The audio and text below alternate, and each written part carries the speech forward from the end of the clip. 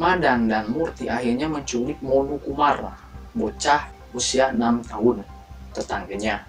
Mereka memutilasi Kumar dan menyelesaikan upacara dengan mandi darah Kumar. Gelo anjir. Yo, what's up people, welcome back with me again, dude, apa yo. Sini hari Kamis, harusnya horor gitu, jadi kita langsung ngebahas aja dengan konten yang horor gitu ya di sini. Tapi sebelum itu gue ucapkan terima kasih gitu kepada subscriber bakar-bakar dimanapun kalian berada di dunia manapun. Terima kasih sudah ngebantu gue, soalnya sekarang sudah 1000 subs. Jadi thank you nih buat semuanya yang telah mendukung channel ini dari bawah kia sampai sini. Jadi makasih banyak gitu ya buat yang telah mendukung gua gitu. Meskipun gak tau gua ini bisa dibilang karya atau apa enggak, video nggak jelas, yang penting gue sekarang bisa lebih bermanfaat lagi buat ngasih informasi ke lu. Oke, jadi gitu aja, langsung aja ke pembahasan konten itu. Jadi sekarang itu gue akan ngebahas mengenai tumbal ya, tumbal, tumbal, tumbal. Oke, gue bahas langsung aja mengenai tumbal. Oke, tumbal itu adalah sesuatu atau seseorang yang diserahkan sebagai korban untuk suatu keinginan tertentu gitu.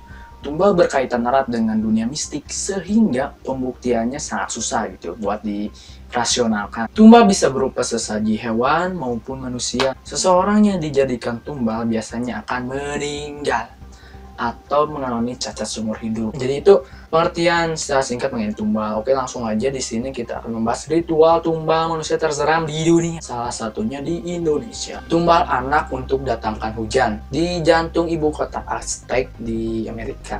Bagaimana itu Pak sih? Tenochtitlan ada kuil kembar dan di salah satu puncaknya yang diabadikan kepada Tlaloc. Dilangsungkan ritual Aztec yang paling mengerikan dan menyedihkan. Tlaloc adalah dewa hujan dan petir yang haus anak-anak. Dalam masa akhir musim dingin di bulan Atlawalo, bangsa Aztec membawa anak-anak mereka ke kuil Tlaloc dan memaksa mereka untuk memanjat tangga. Setelah semua itu anak-anak dibawa ke dalam gua di luar kota. Mereka dibaringkan menurut bentuk lingkaran di bawah suatu langit-langit terbuka. Di sana di bawah udara terbuka, air hujan yang turun karena tumbal anak-anak membasahi jasad-jasad mereka.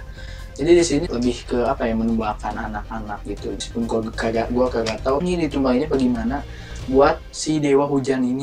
Sudah 1000 subs. Jadi thank you nih buat semuanya yang telah mendukung channel ini dari bawah kia sampai sini. Jadi makasih banyak gitu ya buat yang telah mendukung gua gitu. Meskipun kagak tahu gua ini bisa dibilang karya atau apa enggak, video nggak jelas, yang penting gue sekarang bisa lebih bermanfaat lagi buat ngasih informasi ke lu. Oke, jadi gitu aja, langsung aja ke pembahasan konten itu. Jadi sekarang itu gue akan ngebahas mengenai tumbal ya, tumbal, tumbal. Oke, gue bahas langsung aja mengenai tumbal. Oke, tumbal itu adalah sesuatu atau seseorang yang diserahkan sebagai korban untuk suatu keinginan tertentu gitu.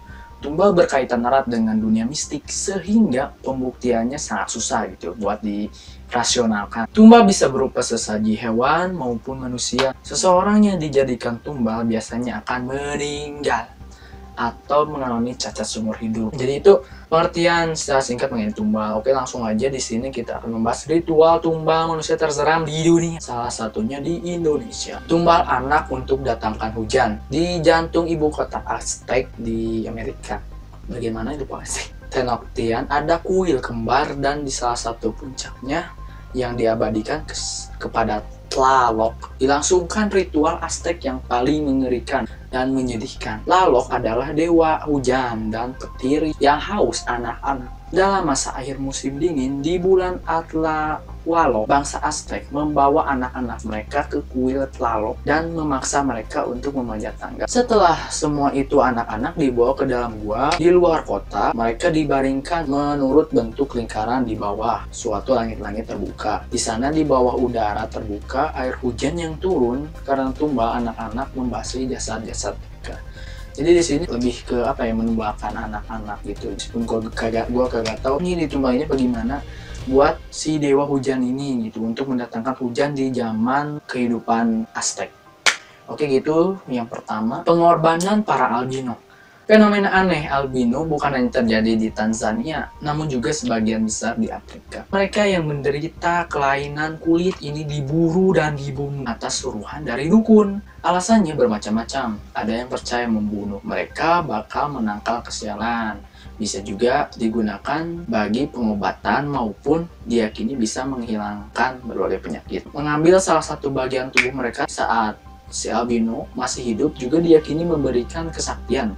Kadang tubuh para albino ini diperjualbelikan gitu. Harganya mencapai 75.000 US dollar atau setara 996 juta atau hampir semiliar ya, di pasar gelap. Jadi orang-orang di Afrika ini gitu percaya gitu pada dukun-dukun kalau misalnya kita mengorbankan orang albino gitu, kita kan akan lebih memberikan kesaktian gitu pada yang membunuh atau melakukan apalah, melakukan ritual itu untuk kebutuhan si orang-orang untuk jadi kesaktian. Itu bisa juga si organ-organ atau itu juga dijual di pasar gelap yang bisa menguntungkan sampai bermiliar. Itu kan tadi disebut hampir 1 miliar untuk menjual organ gitu-gitu. Cukup creepy juga ya, hanya untuk mencari kesaktian, tapi itu gak tahu itu benar atau enggak gitu. Harus menumbalkan albino gitu, kasihan. 3. Tumbal bocah India untuk mendapatkan anak laki-laki. Ini yang gue bingung nih. Pada 2003, pasangan asal provinsi Uttar Pradesh, India, bernama Madan dan Murti hampir putus asa lantaran tidak memiliki anak laki-laki. Mereka lalu meminta petunjuk orang sakti alias dukun. Guru itu malah mengarahkan mereka menculik anak lelaki dan menenggelamkannya di sungai. Madan dan Murti akhirnya menculik Monu Kumar, bocah usia 6 tahun, tetangganya. Mereka memutilasi Kumar dan menyelesaikan upacara dengan mandi darah Kumar. Gelo anjir. Jadi di kasus di India ini tahun 2003 sudah lama. Jadi si pasangan ini tuh ingin punya anak laki-laki, tapi dengan cara yang nggak logik gitu, dengan cara menculik lalu memutilasi dan memandikan mereka itu dengan mandi darah gitu dari darah korban tersebut ini untuk mendapatkan anak laki-laki. Kalau gua saran, kenapa lu gak ngeadopsi anak laki-laki aja gitu lah, memutilasi anak tetangga korban, kan bingung.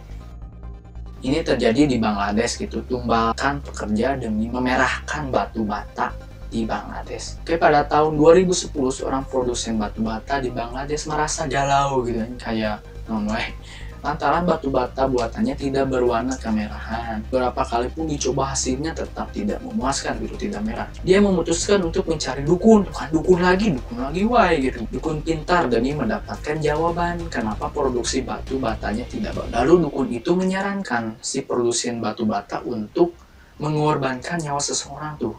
Gue mah gak ngerti gitu, hubungannya mengorbankan batu bata dengan batu bata yang untuk jadi warna merah. Lalu akhirnya dia menyuruh 4 pekerjanya membunuh teman mereka gitu. Korban berusia 26 tahun dipenggal dan darahnya dicipratkan ke batu bata demi membuatnya merah.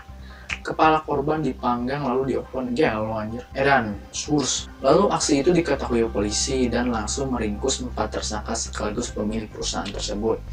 Dan dukun pintarnya juga. Mereka dijatuhi hukuman sebab merencanakan pembunuhan. Ya jelas lah, soalnya gak logik banget gitu. Batu bata buat jadi merah, kenapa harus disiram atau disiprati dengan darah gitu, kan gak logik gitu. Tanya jangan percaya dukun. Gak logik anjing. Apa-apa dukunnya lah. Come on. Yang terakhir nih, ada nih di Indonesia nih, lebih tepatnya di Jawa Barat. Ceritanya gini. Ada seorang pria 30 tahun dalam waktu singkat punya uang ratusan juta hingga bisa membeli belasan bus. Dia membangun bisnis bus dan angkutan miliknya dari nol. Yang jadi sorotan bersamaan dan kekayaan yang semakin berlimpah, satu persatu keluarganya tewas gitu. Mulai keluarga yang jauh sampai keluarga dekat. Saat anak kesayangannya tewas, dia menenggak minuman keras semalaman suntuk untuk melawan kesedihan. Lalu bus miliknya hampir saja setiap bulannya menabrak orang gitu hingga tewas. Banyak tudingan pada si pengusaha bus ini, salah satunya bersekutu dengan setan, menjual nyawa untuk ditukarkan kekayaannya alias ditumbalkan gitu. Warga hanya menduga-duga gitu, belum pasti gitu apakah ini benar real enggak. Tak ada yang punya nyali gitu menanya